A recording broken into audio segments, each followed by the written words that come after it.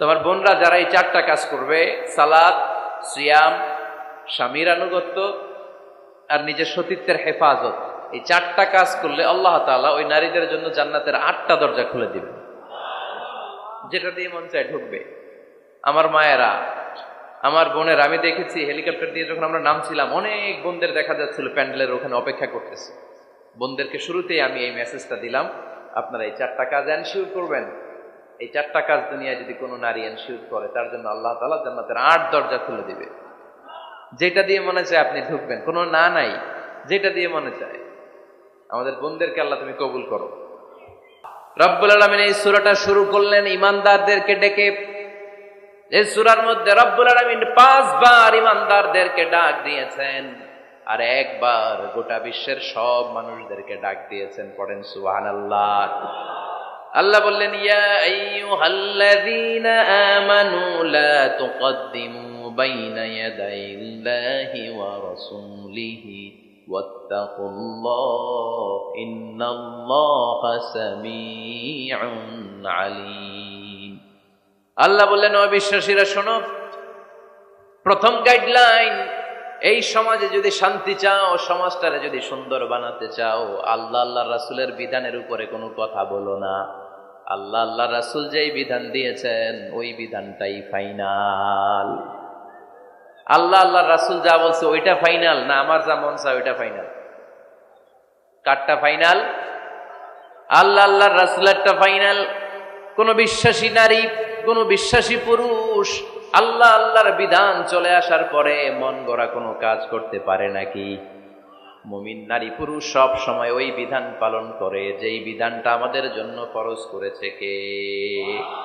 আল্লাহ আল্লাহ রাসূল যা বলেছে এটাই ফাইনাল। খবরদার, আল্লাহ এবং আল্লাহ রাসূলের দেয়া কোনো বিধানকে টপকে যেও না।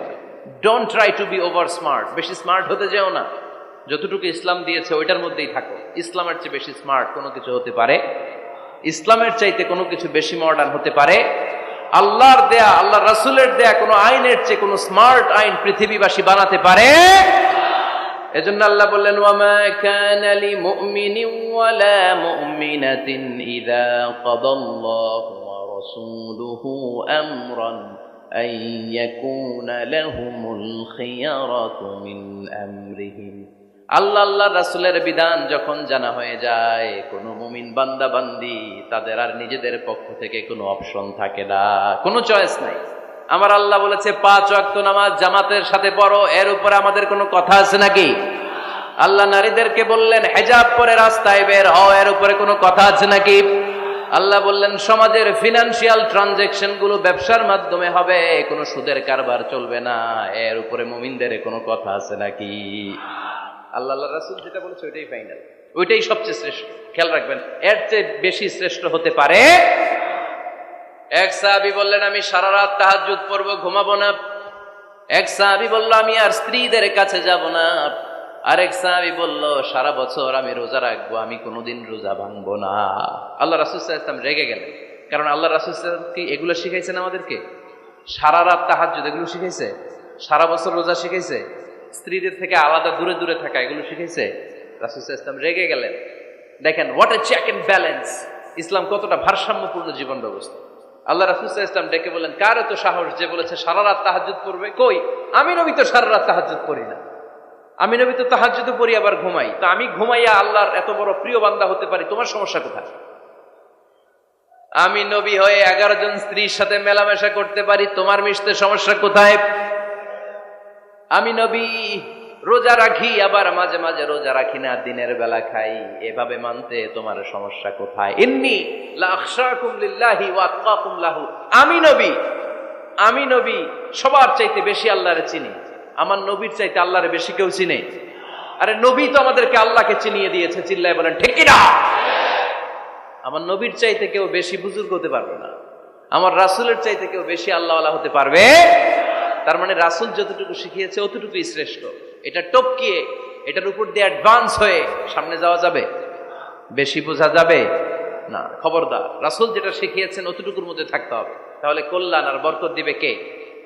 মাগরিবের ফরজ নামাজ কয় রাকাত? কয় রাকাত?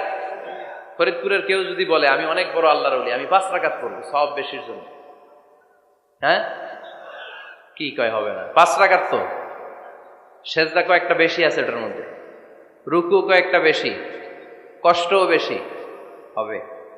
কথা কয় না, হবে?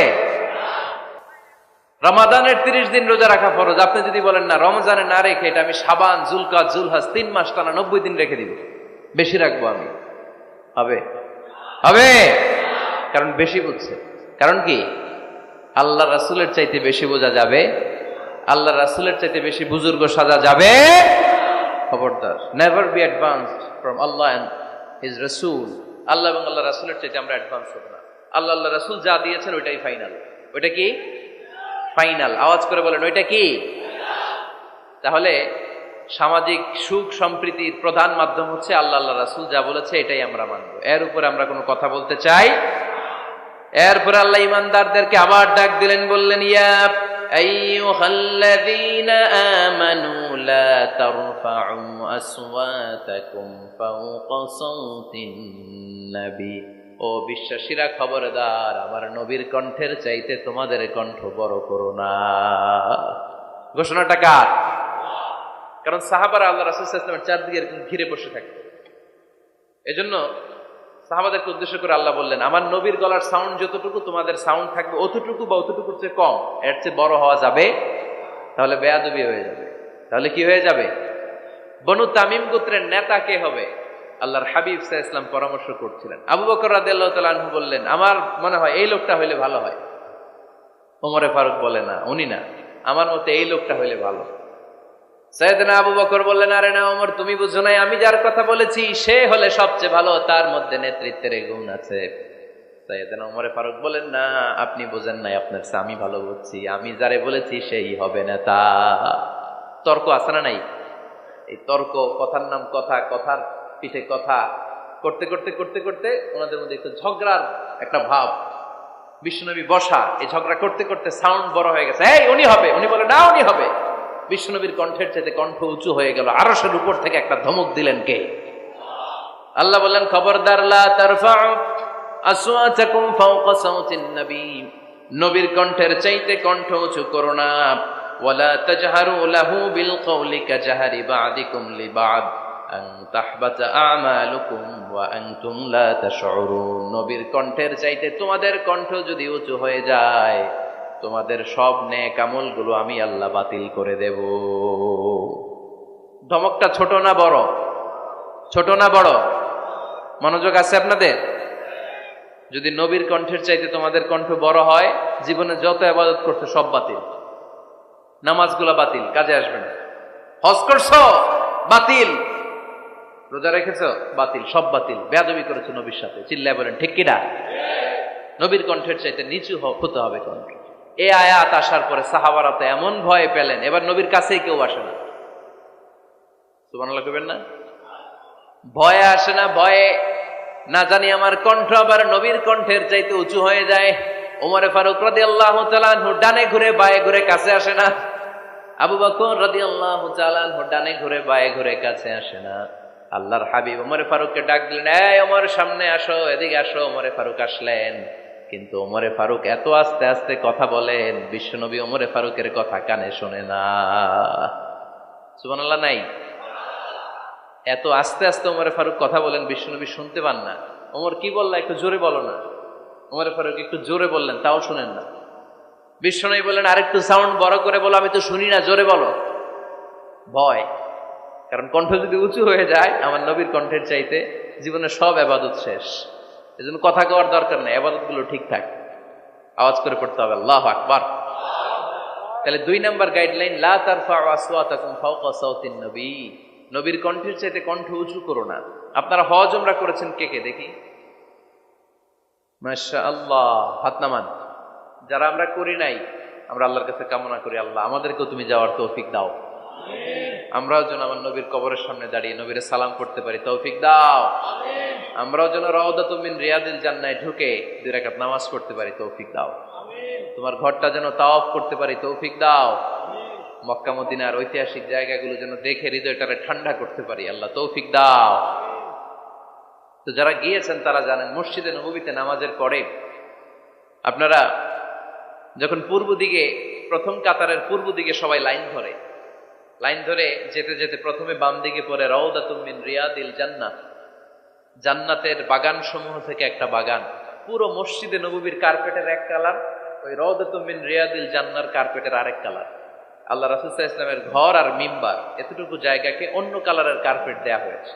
এটা দুনিয়ার বুকে জান্নাতের টুকরার মধ্যে থেকে একটা টুকরা। কোন সুবহানাল্লাহ। হাজিরা খুব ভিড় করে ওইখানে নামাজ পড়ার জন্য। এটা বাম দিকে পাবেন। এরপরে যেতে যেতে কিছু দূর যাওয়ার পরেই বাঁ দিকে পাবেন বিশ্বনবী সাল্লাল্লাহু আলাইহি ওয়াসাল্লামের কবর, আল কবর আশ শরীফ। আমার নবী এখানে শুয়ে আছে। যেই নবীর কথা আজীবন ওয়াজে শুনলেন, যেই নবীরে নামাজের তাশাহুদে বসে সালাতু সালাম পড়ে শোনান, যে নবীর জন্য দেহের তাজা রক্ত আমরা বিলিয়ে দিতে রাজি, ওই নবীর কবরের সামনে যে যখন দাঁড়াবেন আর ভাববেন আমার আর নবীর থেকে ব্যবধান 5-6 হাত, এইখানে আমার নবী শুয়ে আছে, এইখানে আমি, আপনি কি ধৈর্য ধারণ করতে পারবেন? কথা বলেন, নিজেকে সামলে রাখতে পারবেন? আমার নবীর কোন উম্মত প্রথম যখন উমরা করতে যায়, হজ করতে যায়, নবীর কবরের সামনে দাঁড়িয়ে নিজেকে সামলে রাখতে পারে না, চিৎকার দিয়ে কান্না আসে, চোখ দিয়ে ধা ধা করে অশ্রু ঝরে। যেই নবীর ভালোবাসা আমার হৃদয়ের মধ্যখানে, আমার নবী নাকি শোয়া আছে এই জায়গায়, এই জায়গায় আমার নবী শোয়া।